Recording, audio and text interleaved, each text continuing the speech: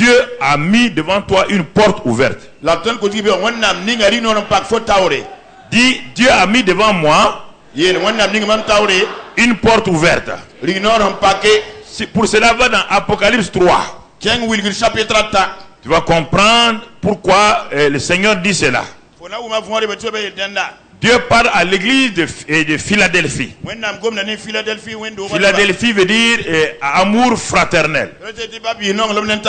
Quand Dieu parle à cette église-là, il est écrit à l'ange de l'église donc de Philadelphie.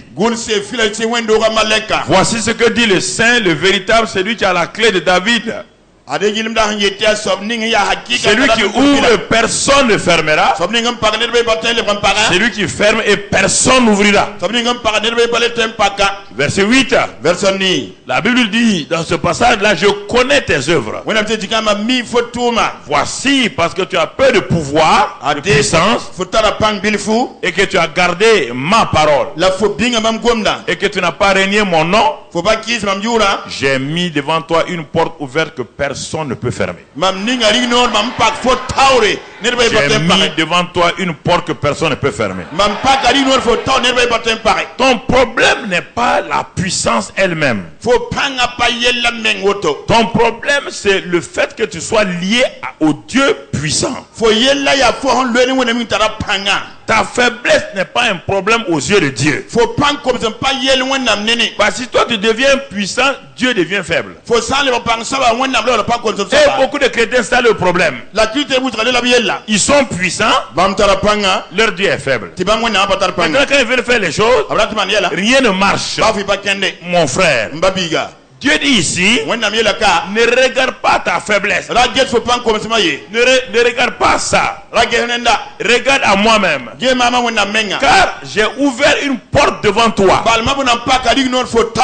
personne ne peut fermer. Que le diable ne peut pas fermer. Que tes ennemis ne peuvent pas fermer. Que personne ne peut fermer. Alors, appuie-toi sur cette réalité. Prends cette parole-là. C'est la parole d'espérance. C'est la parole de vie. C'est la parole de grâce. C'est la parole d'amour pour toi. Personne ne peut fermer cette porte-là.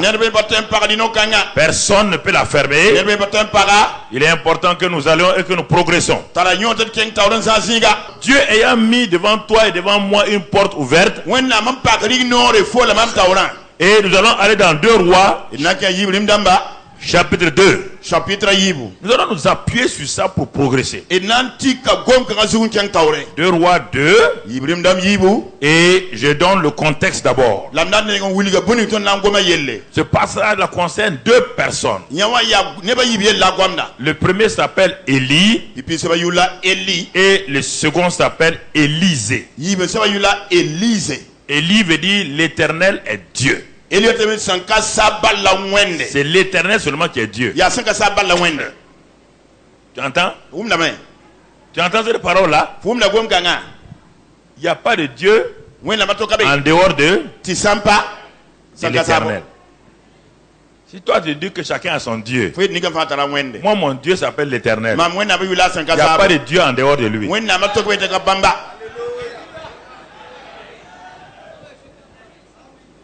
Ah, si toi, il y a des gens qui disent qu'ils ont d'autres dieux et tu es d'accord avec eux, donc tu n'as même plus un seul Dieu, on ne sait pas combien de dieux tu as. Mon frère, ma soeur, c'est important que tu comprennes. L'Éternel est Dieu. L'Éternel est Dieu.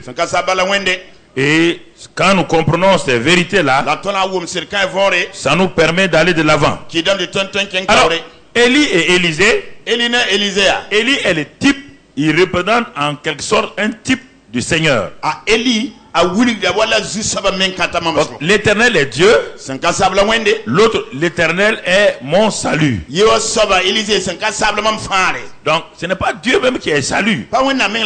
C'est Élisée qui, son nom dit que Dieu est mon salut. Quand tu marches avec Dieu, est-ce que tu ne seras pas sauvé? Voici les 2 groupes. Élie, lui, il est le type du Seigneur. Élisée est le type du disciple. On va voir ce que le Seigneur et les disciples vont faire ensemble. On va voir qu'est-ce que le mentor et les disciples, comment ils vont travailler ensemble. Et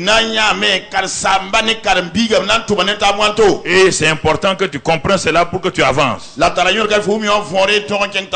Alors, Élisée a été appelé à suivre Élie. Et il est en train de le suivre pas à pas. Maintenant, la Bible dit que Élie doit être enlevé. Le Seigneur doit être enlevé. Vous voyez la relation. S'il doit être enlevé, qu'est-ce qui restera? Qu'est-ce qui restera avec le disciple? Qu'est-ce qui va rester avec le disciple? Est-ce que l'enlèvement d'Élie, c'est la fin de la vie et du ministère d'Élisée? Il n'a même pas commencé son ministère encore. Il est simplement un disciple qui est en train de suivre son maître. Comme les 12 disciples qui suivaient Jésus. Et Jésus leur dit que lui, il sera enlevé. Il y a un trouble dans leur cœur. S'il est enlevé, il ne nous a pas communiqué encore ce dont nous avons besoin. Nous serons comme les orphelins. C'est le même type, c'est la même image. Élie et Élisée montrent le maître et le disciple. C'est très important que nous comprenions ces vérités. Alors ils sont en train de progresser. Ils passent d'abord par une école qu'on appelle l'école de Gilgal. Et là-bas, Élie est enseignant, il enseigne Élisée et les autres prophètes. Quand Élisée, il a vu que c'est bien, il a dit je m'en vais maintenant à Bethel. Ça, ce sont des niveaux d'école. Des écoles d'expérience. De la vie et du ministère. Et c'est ça, ça va vous enraciner. Gilgal veut dire tourner en rond, rouler l'opprobre de dessus de vous. Vous commencez votre vie chrétienne là-bas à Gilgal. Où votre cœur est circoncis. Où la pierre de l'opprobre est roulée de dessus de vous. Et vous allez à Bethel, la maison de l'Éternel. Vous entrez dans la communion des enfants de Dieu. Et vous devenez vous-même un Bethel où Dieu habite. Vous devenez la maison d'habitation de Dieu.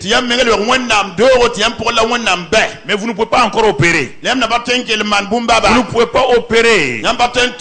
Car vous êtes un bébé, il y a des choses que vous n'avez pas bien comprises. Vous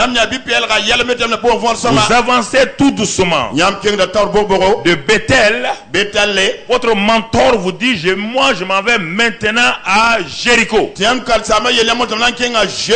Jéricho, ce sont les choses spirituelles. C'est les combats spirituels. C'est la révélation du monde spirituel pour que nous puissions comprendre que nous sommes entrés dans un autre monde qui est différent du monde naturel.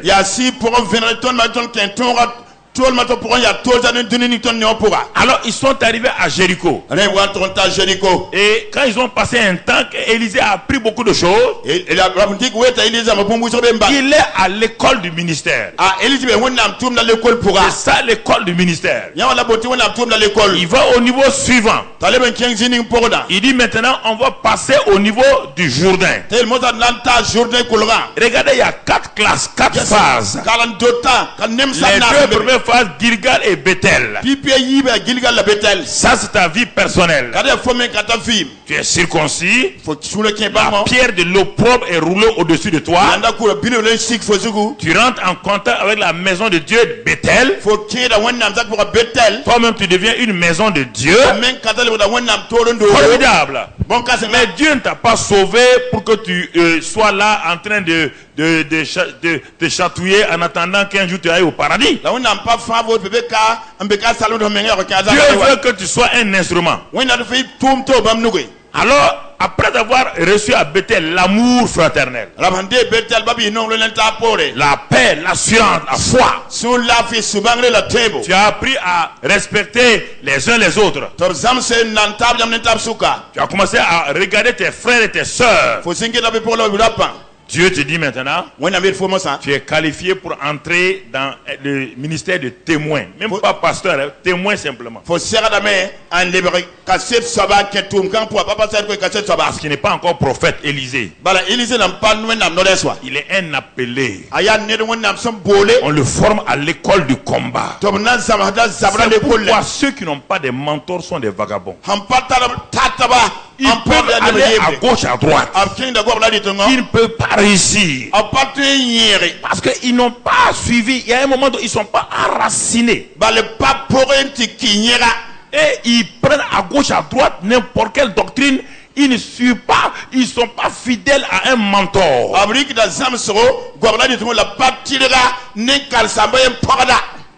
Il a appris parce que Jéricho c'est les forteresses. Quand Josué voulait rentrer, la première forteresse c'est Jéricho. On commence à discerner les esprits.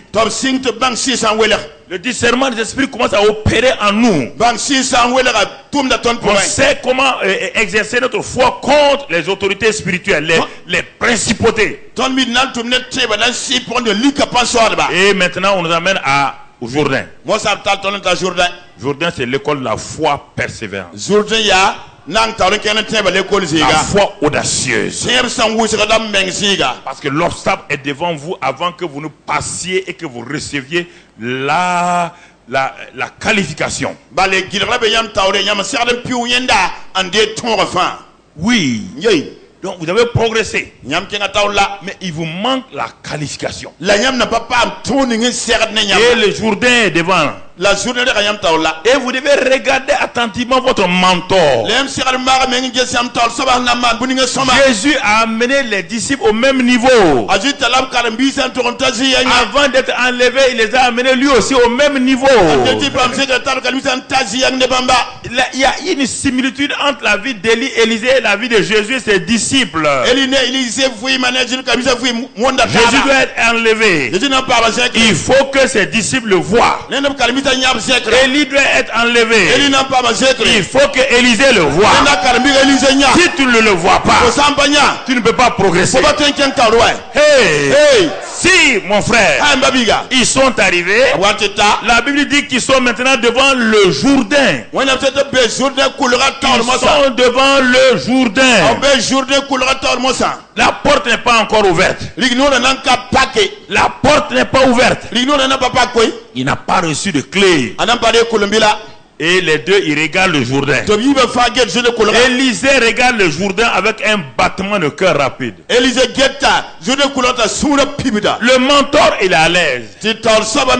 Il n'y a aucun problème. C'est pourquoi si tu n'as pas appris à suivre des mentors, la peur va te saisir. La peur, c'est une foi négative. Elle va te paralyser. Elle va t'empêcher de réussir. Parce que tu n'as pas vu quelqu'un faire ces choses-là. Tu n'as pas de certitude. Et tu ne sais pas si ça va marcher. Élisée regarde son mentor Élie. Il a les yeux fixés seulement sur Élie. Il y avait 50 autres étudiants là-bas.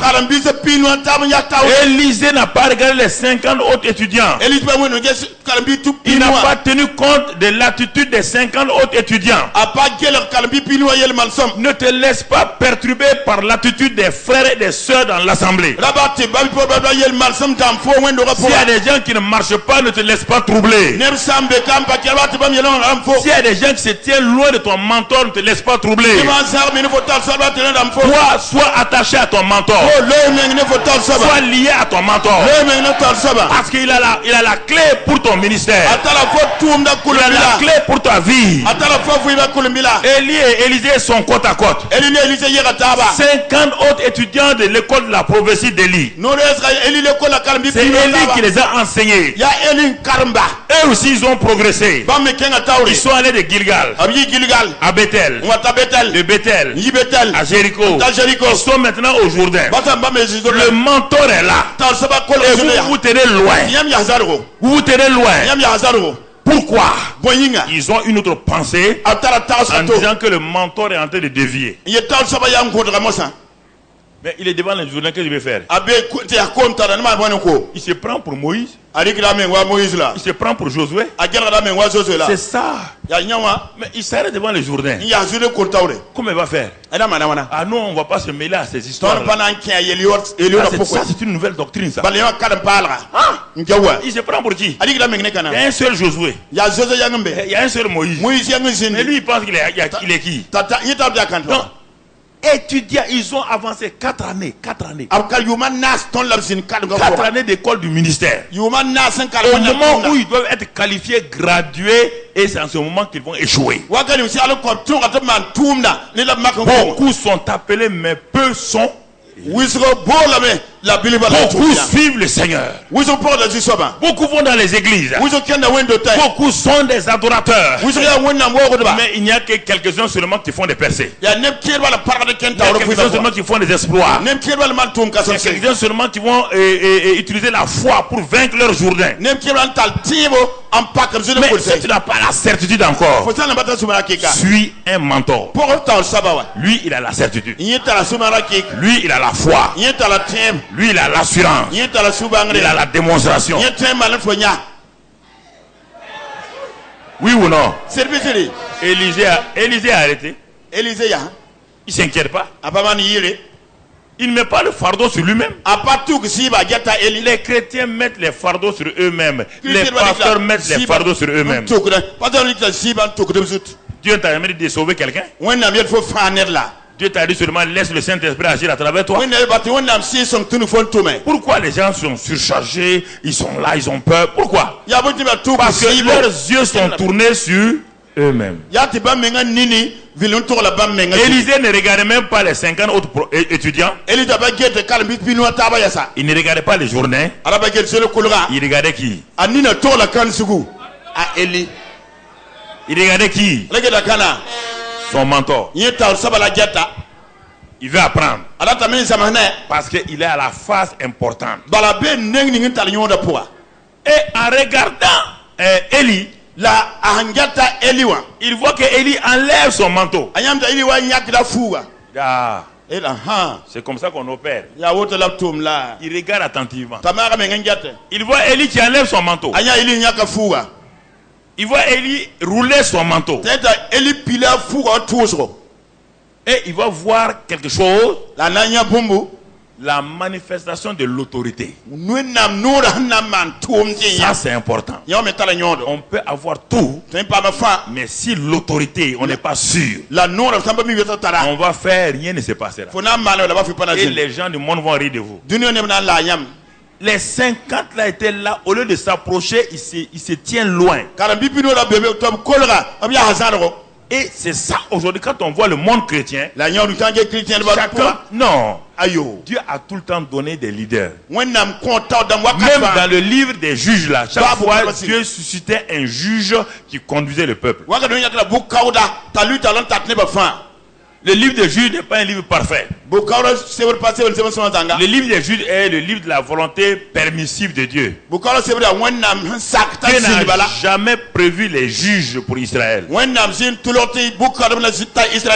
comme le peuple était là dans le désordre, Dieu lève des juges. Mais ces juges-là, si vous regardez, chacun avait une faiblesse terrible. Le livre des juges, il fallait beaucoup de juges. Tu comprends? Ça c'est important. Maintenant on est dans le livre des rois. Entre un juge et un roi, qui est le plus fort? Le roi. On est dans le livre des rois des rois. On est avec le roi des rois. Il ne va pas te juger. Il a été jugé lui-même à la croix de Calvaire. Et il te passe maintenant le manteau pour régner. Et tu vas régner sur cette terre là au nom de Christ. J'ai dit que tu vas régner sur cette terre là. Ne laisse personne enlever, voler ton règne. Non mon frère. Et là, Élie prend ce manteau là. Élisée regarde. Les 50 autres prophètes, ils ont le cœur. Ils disent mais, oulala, est-ce que ça va marcher? C'est pour qu'ils ne sont pas là. Ils sont pas là. La foi est une ferme assurance. Une démonstration. Et ils sont à la ferme assurance. Les 50 là. Mais ils ont refusé la démonstration. Donc ça ne marchera pas la foi. La foi est une ferme assurance des choses qu'on espère. C'est pourquoi ils ont suivi Élie. Gilgal, Bethel, Jéricho. Ils sont allés au Jourdain, mais ils refusent la démonstration. Ils tremblent devant la démonstration. Est-ce que ça ira? Est-ce que si on agit, ça ira? Est-ce que si je chasse ces démons, est-ce qu'il va obéir? Si j'impose les mains, est-ce qu'il sera guéri? Ils sont en train de raisonner. Raisonner. Mais Élisée, non. Ma formation n'est pas finie. Je veux voir la démonstration maintenant. Je veux voir la démonstration. Élie frappe le Jourdain. Tu entends? Moïse, Dieu dit à Moïse, tends la verge pour ouvrir la mer rouge. Dis aux gens de se taire, que les incrédules arrêtent de pleurer. Moïse tend la verge, la mer rouge s'ouvre. Avec Josué, lui n'a pas de verge.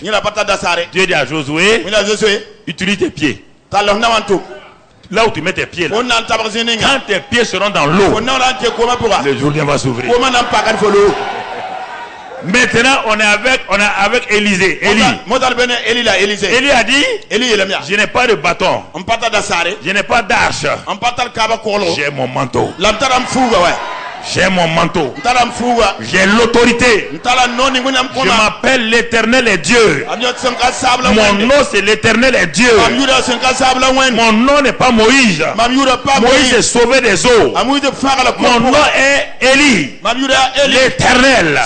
L'Éternel utilise son autorité. Il n'a pas parlé. Il n'a rien dit. Il a frappé. Et le Jourdain s'est ouvert. Et le Jourdain s'est ouvert. Et le Jourdain s'est ouvert. La Bible dit quand le Jourdain s'est ouvert, Élie et Élisée, Élisée était maintenant sauvé. Son nom veut dire Dieu est mort. Et sauvé, c'est quel mot? Sozo. Qui veut dire une seule chose. C'est pour aller au paradis. C'est le mot grec sozo veut dire quoi? Ça veut dire mon âme est sauvée. Je suis guéri. Je suis délivré. Je suis prospère. J'ai réussi. Il y a 8 mots pour le mot salut. Le salut c'est pas pour aller au paradis. Ça vient du grec sozo. Il y a 8 significations là-dedans. Avant d'aller au paradis, entre le moment où tu es sauvé et le paradis, que fais-tu sur la terre? Tu fais quoi? C'est pour des chrétiens qui sont des chauffeurs de banc. Ils ne savent pas ce qu'il faut faire. On est sauvé. On va aller au paradis. Et en attendant, qu'est-ce que tu fais pour le monde? Qu'est-ce que tu fais dans le monde? Quel est ton impact? Est-ce que tu as une marque sur les gens? Est-ce que tu as marqué ta génération? Est-ce que ta génération a vu un homme qui était un numéro matricule et il est devenu maintenant un héros? Voici le problème. Ne soyez pas des numéros matricules. Non, frères et sœurs. Ils passèrent tous deux. Ils passèrent tous deux. Alors Élie dit, il s'arrête. il regarde Élisée. Est-ce que les 50 là sont passés? Est-ce que c'était interdit qu'il passe? C'était interdit? Par prudence. J'entends tout le temps les gens dire, il faut être sage. C'est-à-dire que la peur est dans les entrailles. Il faut être sage. Il faut avoir le courage. L'esprit de peur fait des ravages dans le peuple de Dieu. Il y a plus de 300 fois. Soit ne craignez point, n'ayez pas peur dans la Bible, dans l'Ancien comme dans le Nouveau Testament. Tout le temps n'ayez pas peur, ne craignez point, parce que la peur est une foi négative. La peur est une foi liée à Satan. La peur, ce n'est pas une émotion. Non, la peur n'est pas une émotion, c'est un esprit. Lis là-dedans. L'esprit de peur. C'est pas une émotion. Ça crée des émotions. Ce n'est pas émotion. Il faut comprendre ça. Alors, quand il passe, avant que Jésus ne passe, il a dit à ses disciples, vous recevrez une. Quand quand je serai quoi? Parti. Élie dit à Élisée, demande-moi tout ce que tu veux que je fasse pour toi avant que je parte.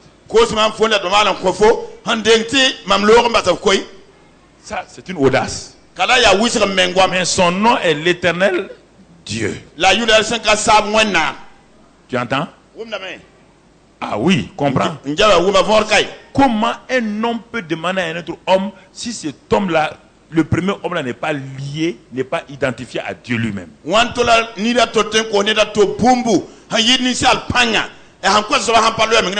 C'est une folie que quelqu'un s'arrête et dise à son fils, demande-moi tout ce que tu veux avant que je parte.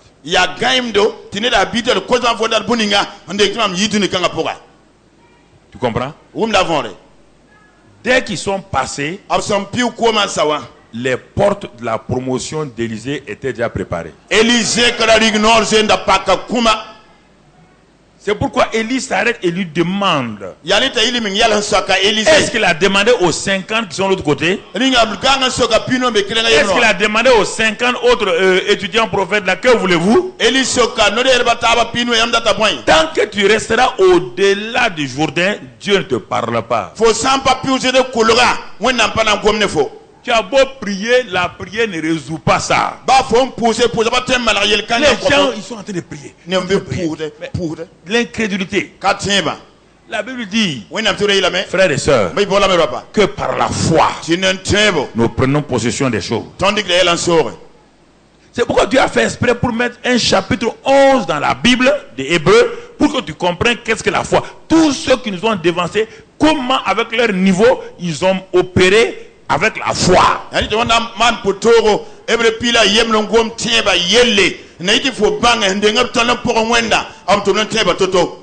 Et ça c'est important. C'est important que nous comprenions ces vérités. Ne restez pas dans un esprit, ah ça ne marche pas. Qu'est-ce qui ne marche pas? La Bible dit, cherchez-vous, frappez en vous, demandez en vous. Même Élisée va demander quelque chose de très difficile. Est-ce qu'il va recevoir oui ou non? Il va recevoir. N'ayez pas peur. Ne tremblez pas. Satan vous fait trembler que ça n'ira pas. Votre vie, ça n'ira pas. Votre foyer, vos enfants, là, il n'y aura rien de bon de sortir. C'est faux. Dis-lui menteur, vilain menteur.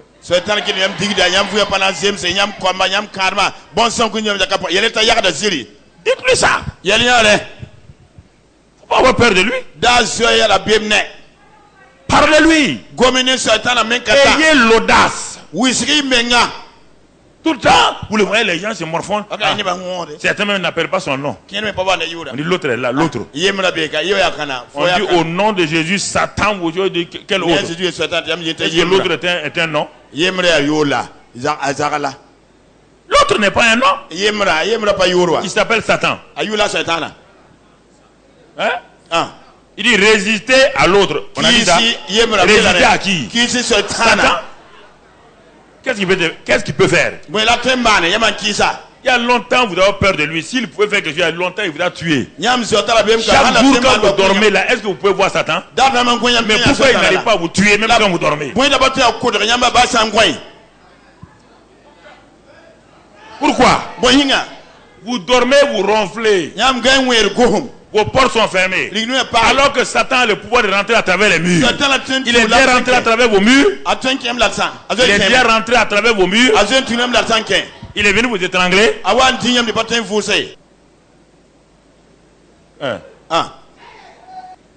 Est-ce qu'il est venu? Quel combat spirituel contre Satan? Satan a été livré en spectacle par Jésus. Quel est le combat que toi tu mènes aujourd'hui? Est-ce que tu combats Satan où il est? Si tu ne t'appuies pas sur ce que Jésus a fait, tu vas le combattre comment? Des chercheurs d'argent qui disent aux gens, viens, on va combattre Satan là. Ils veulent ton argent. Au moment où ils veulent te délivrer de Satan, Satan est à nu de vie. Satan n'est pas omniprésent. Dans un seul endroit à la fois. La mentalité religieuse a formaté les gens croient que Satan est omniprésent. Est-ce que nous comprenons? Ce sont des choses comme cela qu'il faut voir. Frères et sœurs, il est comme ça. La Bible dit qu'il est rusé. La Bible dit qu'il cherche qui va. Il n'a pas dit qu'il va devoir. Il cherche. Il est en train de rôder. Mais c'est lui qui se laisse avoir, il va l'avoir. Utilisez la Bible telle que la Bible dit et non pas ce que les gens vous disent.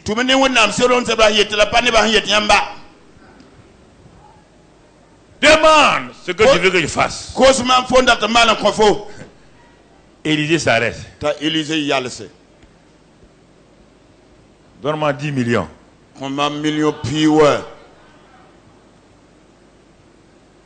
Donne-moi la puissance pour tuer tous mes ennemis.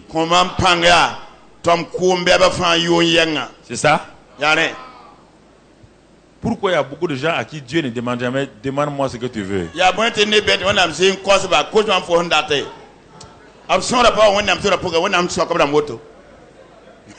Dieu a dit au jeune Salomon, demande ce que tu veux. Il connaît le cœur de Salomon. Salomon n'a pas demandé la richesse. Il n'a pas demandé la mort de ses ennemis. Il a demandé la sagesse. Aujourd'hui, si Dieu descend, demande aux chrétiens, demandez ce que je veux là. 3 villas. 4. Seigneur, donne-moi 2 jets privés. Et donne-moi une maison de vacances au bord de la Méditerranée. Seigneur, tu connais Nice, Saint-Raphaël, tout ça là. Donne-moi là-bas une villa. C'est ça seulement. On te dit, demande ce que tu veux. Salomon est intelligent. Élisée est intelligent. Il dit, ça fait 13 ans que je te suis. 13 ans, j'ai vu comment tu as affronté les problèmes. 13 ans, j'ai vu comment les Baals, les Astartés t'ont assailli. Tu étais seul. Nous tous on te regardait. Personne. Il y avait 7000 qui n'ont pas fléchi Baal, mais ils n'ont jamais apparu en scène. Ce sont des intercesseurs cachés. Il y en a plein, intercesseurs cachés.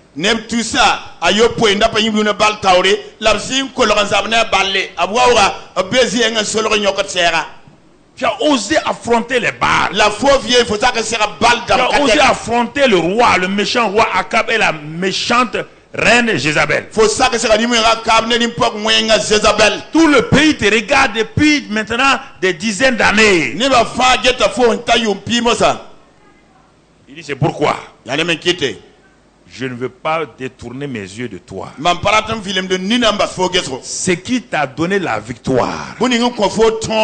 J'ai regardé, j'ai découvert ton secret. Le secret qui a permis que tu sois vainqueur.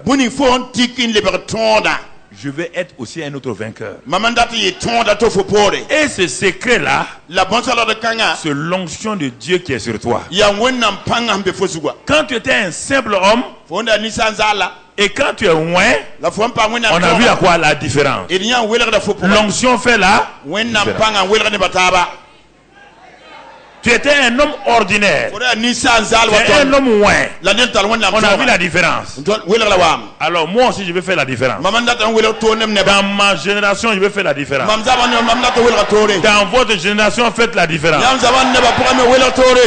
Ne soyez pas comme les 50 disciples. Il faut refuser d'être un jeune homme inconnu. Il faut refuser d'être simplement un passager et une étoile filante.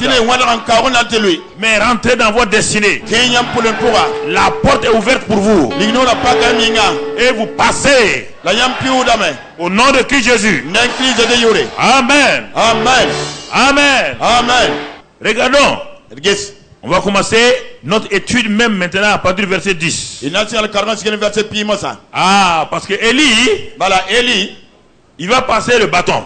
On va voir comment la nouvelle génération appelée Élisée.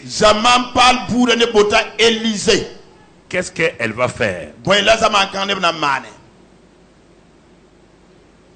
Quand Élie a dit ça c'est difficile, est-ce qu'il a dit c'est impossible? Ne confondez jamais le mot difficile et le mot impossible. Il y a des chrétiens, quand quelque chose est difficile, c'est impossible. C'est pas vrai. Tu vas prendre ton dictionnaire et la route, tu verras que difficile n'est pas impossible. Ça n'a rien à voir ensemble. Ce qui est difficile n'est pas impossible. Et parfois ce qui est impossible est tellement facile que c'est parce que c'est impossible. Donc ça... Tu vois? Qu'est-ce que la Bible dit? Le verset 10. Revenez au verset 10. Qu'est-ce qu'il dit? Élie dit, il demande une chose difficile. Mais c'est pas fini. Mais là, si tu me vois, c'est la première chose qu'on va voir ce matin. Tout ça c'était pour préparer votre esprit.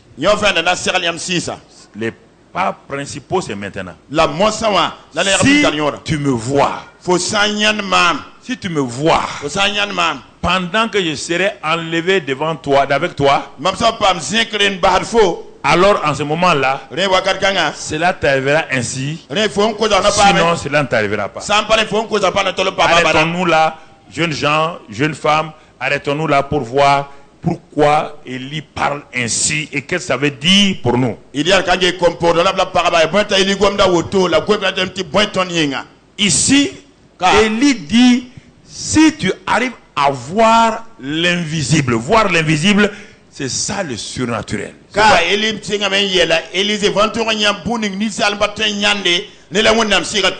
C'est différent de la vision que tu as. Il y a des gens qui ont beaucoup de visions. J'ai une vision pour bâtir un bâtiment, ça c'est bien. Si tu pries, Dieu va réaliser. Ici c'est différent. Ici c'est la vision surnaturelle. Il dit, si tu me vois partir. Mais actuellement les deux yeux d'Élisée voient Élie, oui ou non? Mais alors, quand il sera enlevé, ses deux yeux vont continuer à le voir. Mais pourquoi il dit si tu me vois partir? De quelle vision il parle? C'est la même chose.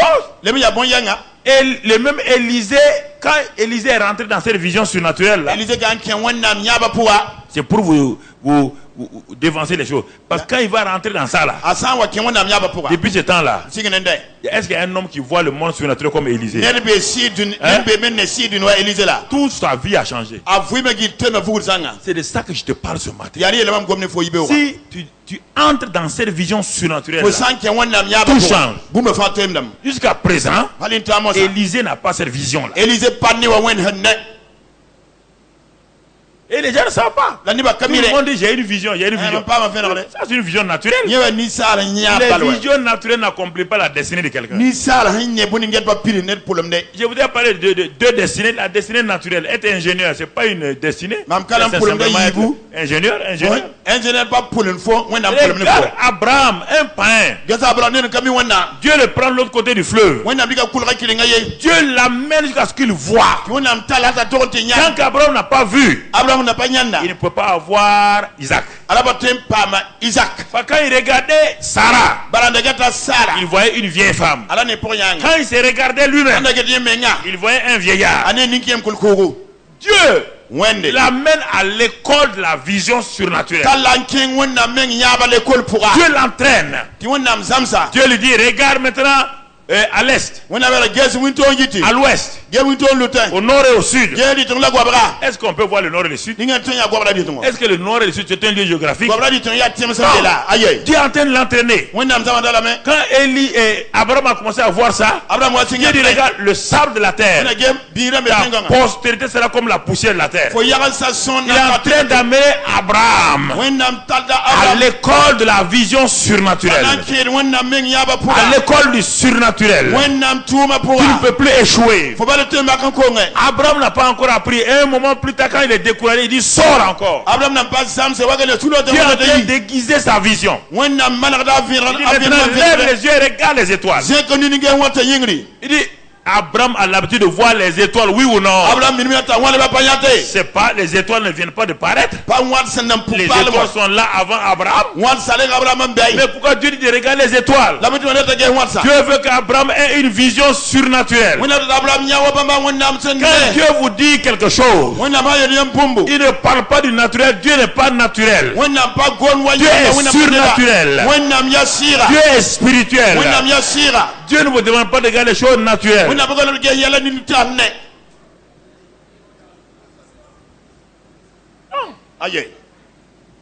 Ce que tu vois, Dieu va te dire de regarder.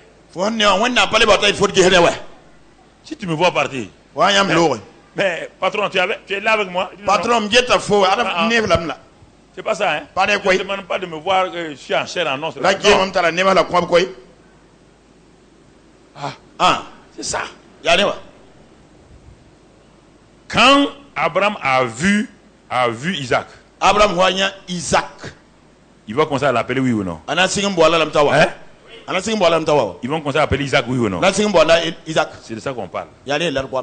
Si tu me vois, ça veut dire quoi? Les applications de ça. Tu es assis ici.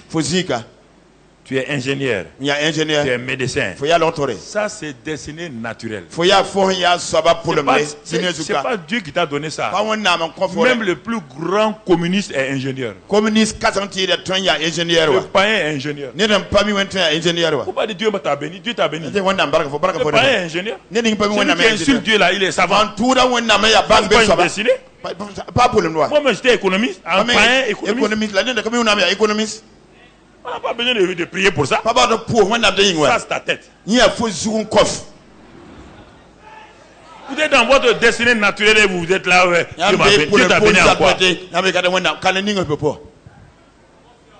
Alors, si tu me vois partir, ta destinée est assurée. C'est ça qu'il dit.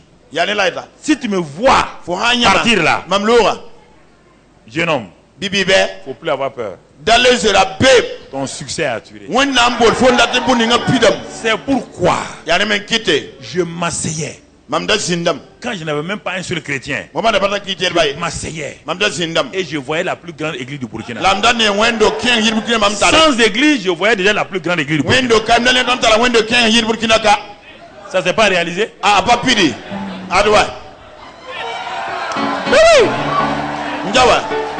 Mais oui! En ce temps, j'étais directeur général. Directeur général. Mais j'opérais déjà dans la vision surnaturelle. Que vois-tu? La Bible est importante. Une femme stérile, qu'est-ce qu'elle fait? Elle doit s'asseoir. Et elle doit voir. Elle doit voir quoi? Régulièrement. Un garçon dans sa main droite. Une fille dans sa main gauche. Et des jumeaux sur son dos.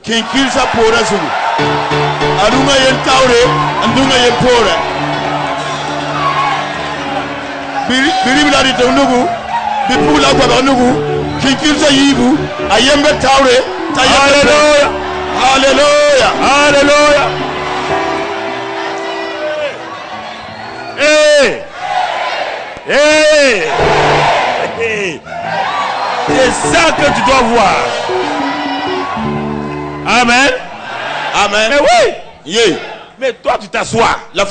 Tu ne vois que des avortements. Tu ne vois que ça. Ce que tu vois là, c'est ça qui va t'arriver. Ah. Vois ça, hein. Bébé, enfant, un garçon dans ta main droite. Tu dis à ton mari, le garçon est ici. La fille est ici. Le garçon et la fille sont derrière. C'est comme ça. Crois ça. Accepte ça. Pas avec ça. Ta vie spirituelle est stérile. Ta vie spirituelle est stérile. Tu dis qu'il n'y a pas de don. Non. Vois-toi revêtu de la puissance du Saint-Esprit. Vois-toi revêtu de la puissance du Saint-Esprit. Regarde. C'est ça que j'ai fait. Regarde. Vois-toi quand tu imposes les mains sur les malades. Les malades sont guéris. Les malades sont. J'ai commencé à développer que j'impose les mains aux morts et les morts ressuscitent. Il y a combien de morts qui sont ressuscités? 3, 4, 5. Alors, il y a des preuves partout. Il y a une qui est là-bas, à côté là. Ah.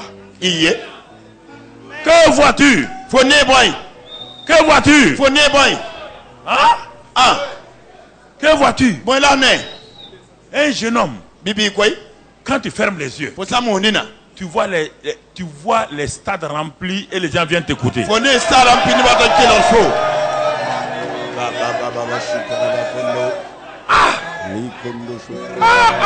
Écoute. Que vois-tu? Que vois-tu? Que vois-tu? Tu dis, Seigneur, j'ai 28 ans. Je ne suis pas marié. Tu n'as jamais vu ton mari? Tu n'as jamais vu ton mari? Ton mari, tu crois, une fille de 28 ans n'a pas de. Son mari n'existe pas. Son mari n'est pas encore né. Il est né. Mais comme tu ne le vois pas, tu vois qui? Tu vois qui? C'est ça. Il faut que tu apprennes à voir ton mari comme Dieu le voit. Tu es une princesse. Tu ne peux te marier qu'à un prince.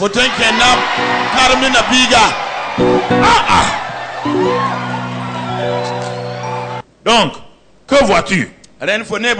Mon frère, ma soeur. C'est ça. Tu te vois tout le temps avec une petite église de 100 personnes. Ça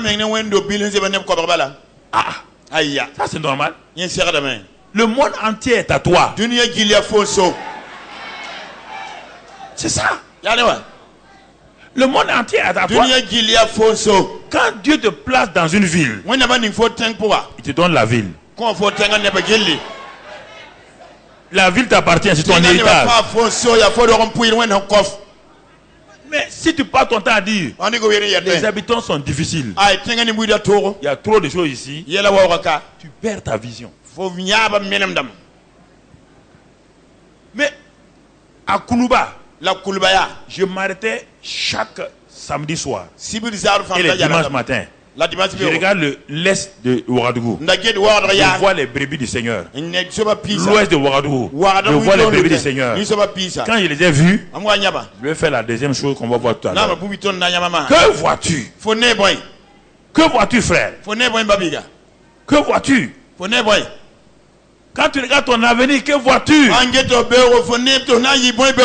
monde se laissait berner par la télévision, les programmes des gouvernements, dire que il y aura des famines, il y aura l'économie. Ça c'est pourquoi vous vous laissez avoir par ça? Au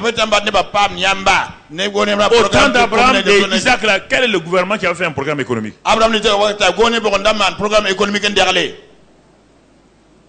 Qui? Vous êtes des enfants du royaume.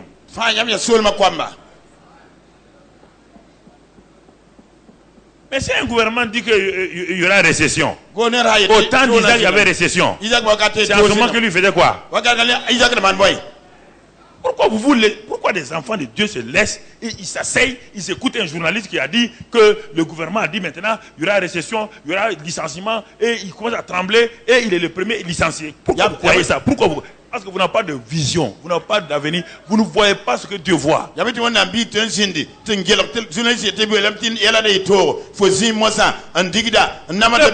que vous ne voyez pas ce que Dieu voit. Vous n'avez pas été créé pour échouer. Jamais. Jamais. Jamais. Je n'échouerai pas. Je ne resterai pas dans la pauvreté. Je ne resterai pas dans la maladie. Ne te vois pas maladif permanemment. Si tu te vois maladif, tu diras aux gens que je suis quoi? Ce que tu vois, c'est ce que ta bouche dit.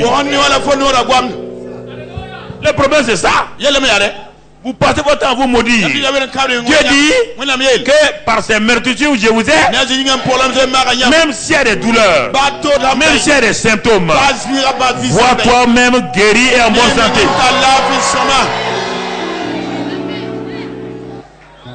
N'attends pas que ce soit un médecin qui détermine ta durée de vie. Est-ce que le médecin t'a créé? Le médecin va t'aider. Mais toi, tu dois aller au-delà. Alléluia. Alléluia. Alléluia. Alléluia. Asseyez-vous.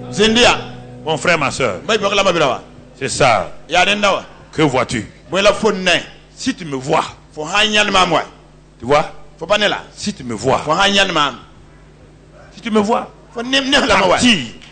Ça va se passer. Déjà, beaucoup de chrétiens sont bloqués à ce niveau. Ils n'ont aucune vision. C'est pourquoi quand Élisée va expérimenter ça, lui aussi, il aura un disciple. Un disciple incrédule appelé Géasi. Normalement, quand tu t'attaches à un mentor, tu dois être comme lui. Géasi était vraiment lui. Il n'a rien compris. Il suivait Élisée à cause de l'argent. Un jour, il se réveille le matin. Ils sont dans un village appelé Dotan. Il se réveille. Il sort pour aller chercher de l'eau. Il voit l'armée syrienne avec des chars autour de lui. Il n'a qu'une vision naturelle. Il ne voit que les circonstances. Il ne voit que des chars. Il ne voit que le feu humain. Il n'a pas Dieu spirituel. Il ne voit pas plus loin que son nez. Il rentre invité dans la chambre. Il dit chef, ça n'est fini de nous. On est cabri mort.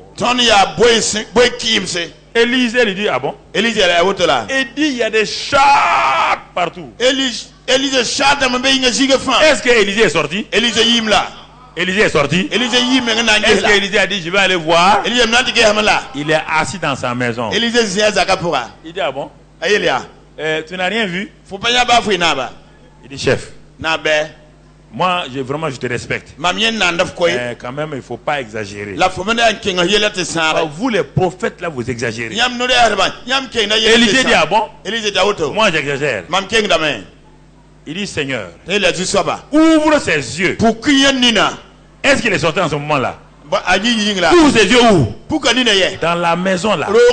La maison fermée là. Pour voir les chars syriens, il faut faire quoi? Il faut sortir. Pour voir le surnaturel qu'on doit sortir, reste là où tu es. Il dit, ouvre-lui ses yeux, afin qu'il voit que ceux qui sont avec nous sont plus nombreux que l'armée syrienne.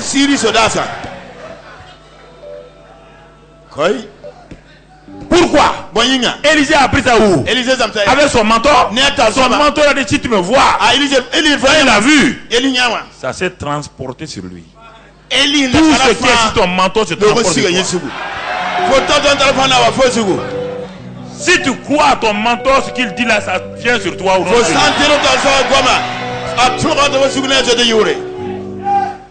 Mais si tu veux raisonner, ça te regarde. Tu peux raisonner? Tu peux raisonner? Et là, Élie et le Géasi avaient donné d'eau à l'armée syrienne. Mais il voit quoi? Il voit des anges avec des chars de feu. Il dit, ah bon? Chef, donc il y a deux mondes ici. Donc, tu es avec moi, tu ne sais pas. Tu vis dans le naturel. Il y a plein d'églises qui sont dans le naturel. Le pasteur est un intellectuel. Il prend la Bible intellectuellement. Il lit les versets. Les frères, aimons-nous les uns les autres. Le monde aussi s'aime comme ça. L'amour de Dieu est un amour surnaturel. L'amour c'est pas un amour philéo. L'amour philéo, il y a un sentiment. L'amour agapao, il n'y a pas de sentiment. Dieu a tant aimé le monde. On n'a pas dit que Dieu a sentimentalisé le monde. Au moment où Dieu aimait le monde l'insultait. Il est allé avec son amour surnaturel. L'amour qui fait que tu aimes tes ennemis. Tu as des mauvais sentiments à leur égard. Mais l'amour là vient les couvrir, car l'amour couvre tout. La vie chrétienne est une vie surnaturelle. C'est pas une vie naturelle. Vous l'avez réduit à certains l'ont réduit à la religion. La vie chrétienne n'est pas une religion. C'est la vie. C'est la vie, mon frère. C'est la vie. Donc, maintenant ici tu vois. Et comme il continuait à marcher, brusquement Élie a enlevé. Élie a enlevé. Et des chars de feu sont venus le chercher. Des chevaux de feu sont venus le chercher. Alors, il est dit, verset 12, Élisée regardait. Il a vu, oui ou non? Quand il a vu, deuxième chose maintenant, il regardait et criait. Quand on voit, on parle. Quand on a vu, on dit ainsi dit l'Éternel. On parle la chose. Quand tu as vu, tu parles. Si tu n'as rien vu, en parlant, rien ne se passera. Tu as vu? Il dit mon père, char d'Israël et sa cavalerie. Il a vu son père. Il n'a pas vu le prophète partir d'abord. Quand il a vu partir, il a vu son père partir. Il a vu son mentor partir. Il a dit mon père. Toi seul, tu es le char d'Israël, tu es la cavalerie d'Israël. Un seul homme. Au temps d'Élie, il y avait une seule armée avec un seul homme, il s'appelle Élie. Il dit tu es char d'Israël, tu es sa cavalerie. Il a parlé. Quand il a parlé, frères et sœurs, si vous voyez, vous parlez. Mais si vous voyez votre mort, c'est ça votre mort que vous allez dire aux gens. On dirait que la mort va venir sur moi. Les gens ont une vie dichotomique dans l'église et dans leur maison. Quand ils vont dans leur maison, ils disent tout est contraire à la parole de Dieu. Tout est contraire. Ils croient que l'église est un lieu où on parle positivement. À la maison maintenant, la femme s'assoit, dit oh, on ne s'en sortira pas. Ça n'ira pas. Mais comment un chrétien peut avoir un schizophrène comme ça, deux langages? Mais il faut être raisonnable. Moi, je ne suis pas raisonnable. Moi, Dieu me dit c'est comme ça, un point. Il n'y a pas besoin de raisonner. Et c'est ça qui me fait avancer. Toi, tu raisonnes. Tu es derrière. Ça te regarde? Continue à raisonner. Il parle. Mon père, char d'Israël. Alors, si son père était char d'Israël, sa cavalerie, et son père est en train de partir, qui va le remplacer? C'est lui. Le prochain char et la prochaine cavalerie, c'est qui? C'est pourquoi Jésus a dit, je m'en vais. Vous recevrez la même et vous ferez les mêmes œuvres que j'ai faites. Oui ou non? Oui. Vous ferez les mêmes. Jean 14, 12. Quand tu vois, parle. Proclame. Parle. Proclame. Ne t'arrête pas. Satan dira ça n'ira pas. Satan dit tu mourras, je ne mourrai pas. Satan dit tu ne verras pas, je verrai. Satan dit ton mari ne reviendra. Il reviendra. Tes enfants ne pourront pas réussir. Il faut parler du tac au tac. Vois. Parle. Il a parlé. Quand il a parlé, regardons maintenant verset 14. On va aller d'abord au verset 14. Il dit que je saute et le verset 13 pour venir au verset 14. Élisée prit le manteau qu'Élie avait laissé tomber. Ah. Vous avez compris la phrase? Il a crié. Qu'est-ce qu'Élie a fait? Il a laissé tomber. Tout cri que vous faites ouvre le ciel pour que vos bénédictions tombent. C'est ça. Tu comprends? Alléluia. Écoute. Le gars avait son manteau. Il était en train de porter son manteau. Mais il a dit, si tu me vois partir, ce que tu demandes, tu verras. Est-ce qu'il n'a pas de manteau? Il n'a pas de manteau? Non. Élisée a compris. Il a dit, mon père, char d'Israël, tout ce qui a fait de toi cavalerie, tout ce qui a fait de toi char là, il y avait dans ça quoi? Le manteau. Il y avait tout, non? L'onction, le manteau d'autorité. Le manteau n'est pas l'onction. Tous les jeunes pasteurs disent l'onction, c'est le manteau. Le manteau n'est pas l'onction. Le manteau est l'autorité.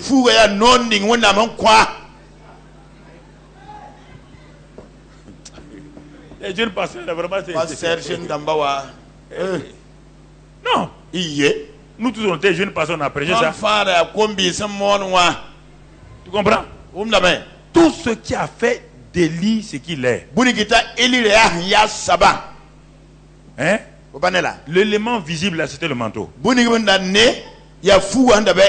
qu'il a crié, ça veut dire, passe maintenant le témoin à ton fils Élisée. Passe le témoin. Non seulement l'onction est venue, et ce qui représente l'autorité. Il a fait quoi? Il a laissé. Il a lâché prise. Il a laissé tomber le. Mon frère, toutes les bonnes choses du ciel. Quand Bartimée a crié, il voulait des yeux, non? Quand les gens ont dit ne crie pas, il a dit non. On doit crier. On doit quoi? Crier. On dit tais-toi. Il dit non, je ne me tais pas, je crie. Quand les deux aveugles ont crié, tous ceux qui ont crié là, on dit quand le malheureux crie, l'Éternel l'entend. Pas en fermant votre bouche. Pas en murmurant. Le murmure vous détruit. C'est pourquoi ils n'ont pas pu rentrer à Cana. Il a crié. Et Élie a lâché le manteau. Crie. Et les bénédictions.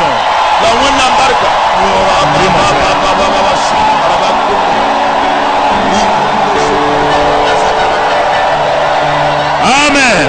Amen. Amen. Amen. Amen. Amen. Le mur de Jéricho est tombé par l'épée. Le dernier jour, Dieu a dit à Josué de faire quoi? De dire au peuple de faire quoi? De pousser des cris. Et les cris ont renversé quoi? Les murailles de Jéricho.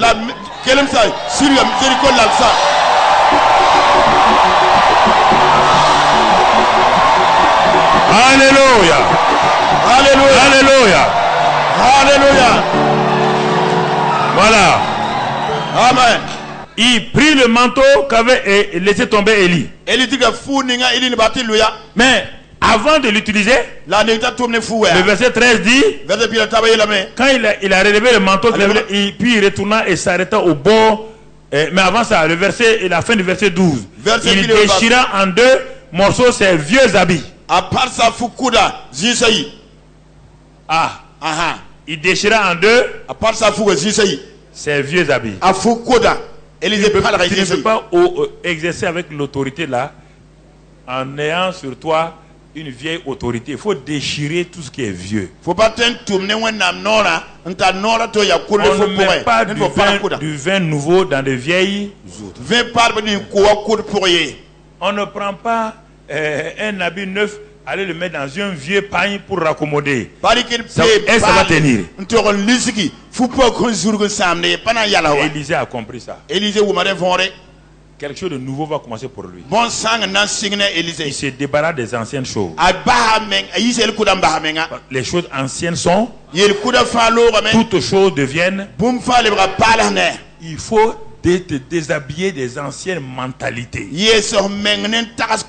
Ta manière de raisonner dans ton église, dans ta dénomination, débarrasse-toi de ça. Ça fait 20 ans que tu es là-bas et on ne fonctionne pas. C'est des critiques, des murmures.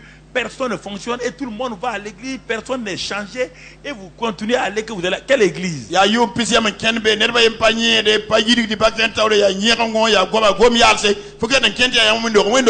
L'homme est arrivé à la piscine de Bethesda quand il avait tout juste 10 ans, 15 ans. Ça fait 38 ans qu'il est à la piscine de Bethesda. Il avait une seule mentalité. La seule doctrine qu'il avait, c'est la doctrine de l'ange qui relie l'eau. C'est la doctrine. C'est sa dénomination comme ça. C'est l'église internationale de Bethesda. Et le seul moyen de guérison, c'est quand l'ange vient tourner l'eau une fois. Et que si quelqu'un se mettait là-dedans, le premier il est guéri. C'est le premier qui est guéri. Pas les autres. Et tout le monde a accepté ça. Dieu a, puisque ça s'appelle miséricorde, Dieu envoie la miséricorde sous le nom de Jésus. Ils ont la doctrine de la miséricorde. La miséricorde en chair et en os vient. Et la miséricorde rentre à la piscine de Bethesda. Il y avait l'église de Bethesda avec sa doctrine sur la miséricorde. Il y avait la miséricorde en chair et en os. Personne ne regarde Jésus. C'est terrible. Des milliers de malades. Personne ne regarde à Jésus. Les gens sont bloqués par leur doctrine. Dieu veut les rendre prospères, ils ne veulent pas. Parce qu'on leur a dit que la prospérité n'est pas pour les cœurs. Si Dieu est prospère, Abraham était prospère, Isaac prospère, Jacob prospère, David prospère, Salomon prospère. Si vous dites aujourd'hui qu'il n'y a pas de prospérité, avez-vous déjà acheté une Bible avec un caillou? Abraham papa butata, Isaac papa me, David papa me, Salomon papa me, never found the retonna, a papa me. Jésus rentre sur la scène avec 12 disciples. Tout le monde a les yeux fixés sur quoi? Il est étonné. Les gens n'aiment pas le changement. Les gens savent que leur église, ce qu'ils disent, c'est faux. Mais à cause de la peur, ils restent là. C'est ça qui détruit les jeunes. À un moment donné, quand ils ont 45 ans, ils n'ont plus de futur. Dieu les abandonne. Il va chercher quelqu'un d'autre. Le Seigneur m'a révélé, le pasteur dit non. Il s'assoit. C'est ça le problème. Jésus rentre. Personne ne le regarde. Il veut guérir les gens. L'usine de guérison est là. Personne ne se connecte à lui. Il est obligé. Il va violenter. Il cherche l'homme qui a le raisonnement le plus anachronique. Ça fait 38 ans qu'il est là. Il est l'ancien de l'église internationale de Bethesda. Jésus s'adresse à lui. Veux-tu être guéri? Nous, on ne veut pas de nouvelles doctrines ici. Pas de nouvelles doctrines. Je vais être guéri. Si je ne voulais pas être guéri, je ne serais pas dans cette église. C'est l'église de guérison. C'est l'église où les anges guérissent les gens. Jésus les regarde. Il dit ah bon. C'est l'église où les anges guérissent les gens. Ça fait combien de temps tu es là? Écoute-moi. Je vais te raconter. 38 ans. J'ai vu des malades venir. Ils sont guéris. Des aveugles ont vu. Les paralytiques ont marché. Et puis il est passionné. Jésus lui dit. Et après tout ça là, tu es guéri? Il dit je n'ai personne. Tu as la personne la plus excellente devant toi.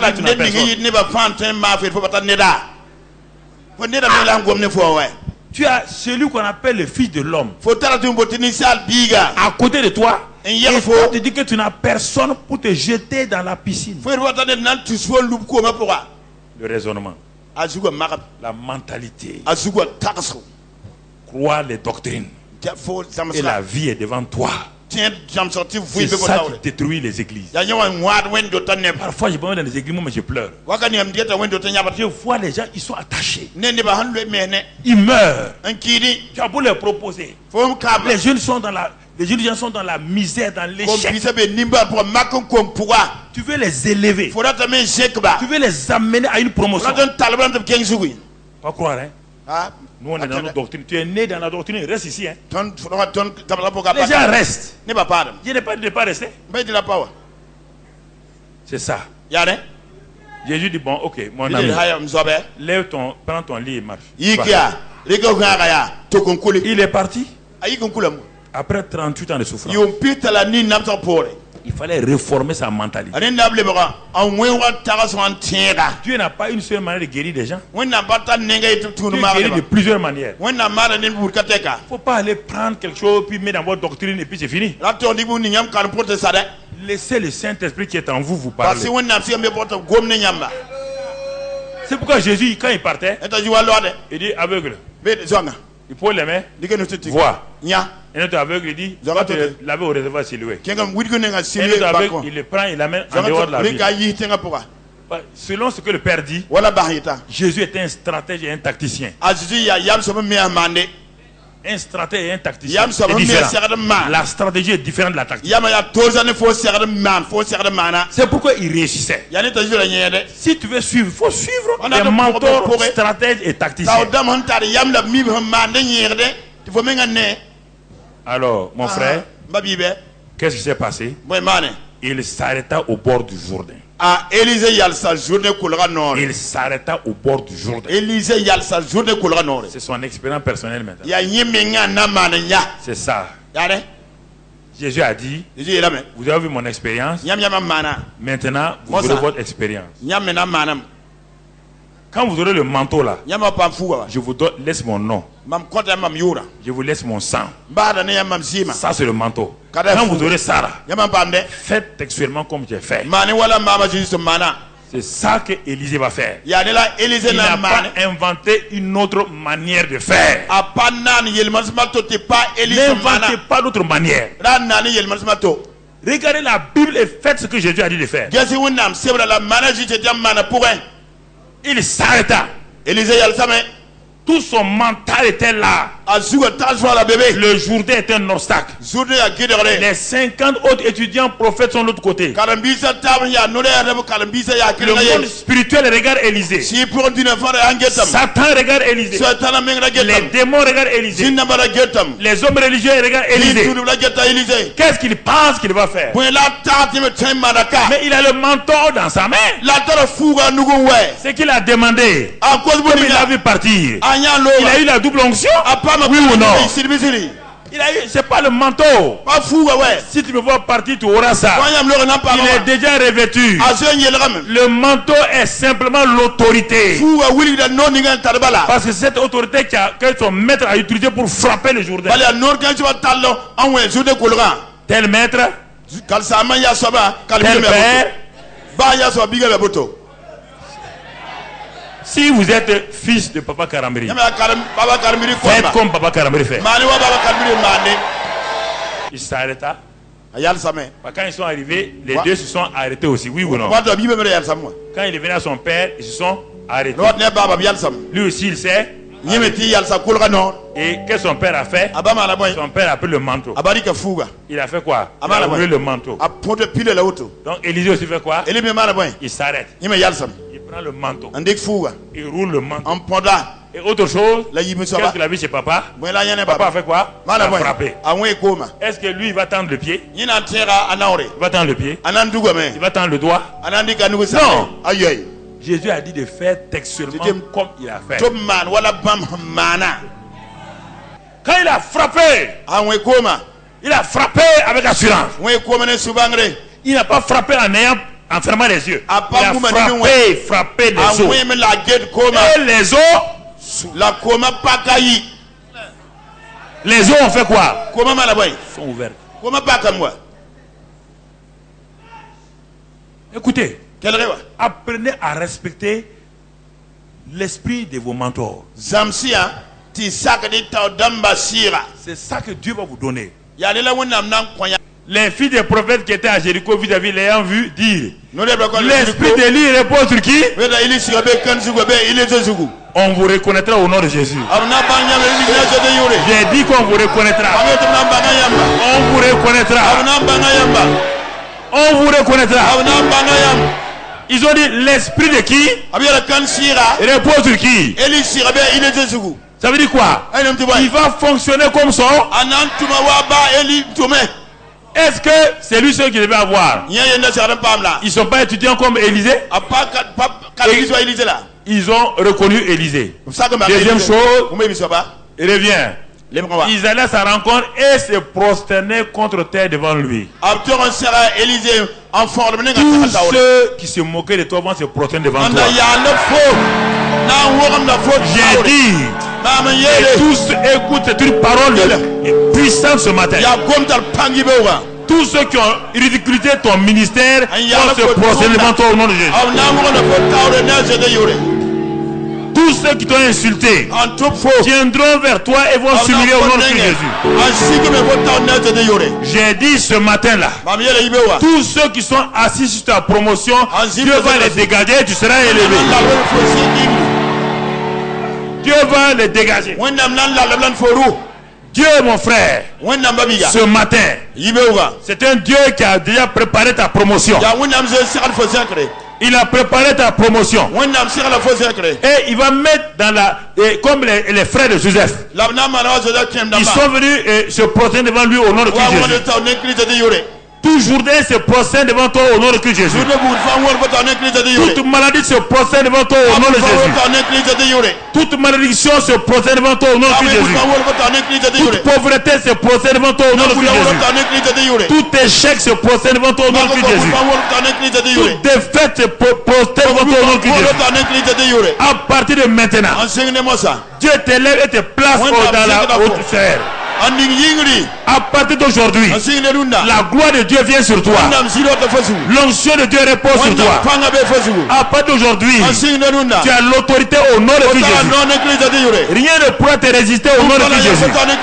Quand tu diras au nom de Christ Jésus, la puissance de Dieu va se manifester. L'onction se repose sur ton ministère musical au nom de Christ Jésus. Quand tu vas prier pour les malades qui sont guéris au nom de Christ Jésus, la puissance de Dieu t'accompagne.